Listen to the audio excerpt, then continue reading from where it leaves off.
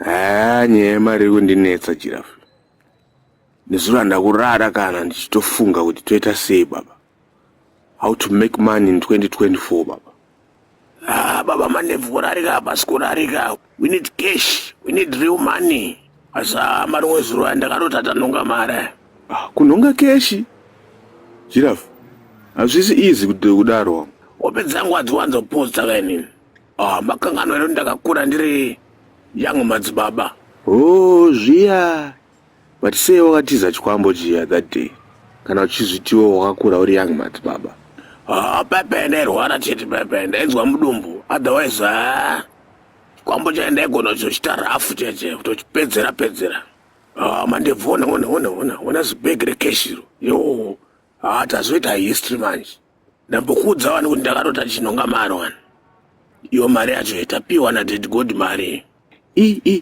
Chimomira kunonga. Ngatange taasesa.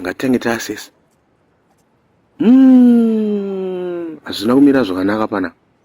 Right, vakomana. Tawana mari tese. Saka zvotiva kunoita.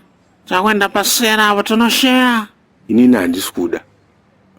Ndinawo handitoshare. Handekuseri kuti noshare. Mari yakawandisa inofundutsa. Let's go and share. Handisi kuda kuenda kuseri kokweko. Baba mandebvu makuramba cash nhasi. Aisiro here yatagezera yatapindira mutauni kudai so. Yo Giraffe, aya matsotsa. Beware, idzi ndo boys rechadona. Ngatibve panapa fast. Ndakutofonera mapurisa izvezvi. Mapurisa? Iwe, chibwamira izvozvo. Chibve panapa. Icho china zvinotevho icho. Chakangwarisa ichi. Bve panapa. Giraffe handi. Iwe. Taibirwa paya tumagoti phone twese watinatutu. But mari yese ndarwadziwa inini. Chidzidza bvira nhasi kuti mari ainhongwe mutauni. Hakusi kumusha kuno. Unotwa rafu nevakomana ava. Okay baba. Ndadzidza kuti mari ainhongwe mutauni. Right. Baba mandebvu achikoro. Baba mandebvu abirwa. Baba mandebvu achikoro. Baba mandebvu abirwa. Naga birwa. Naga chema.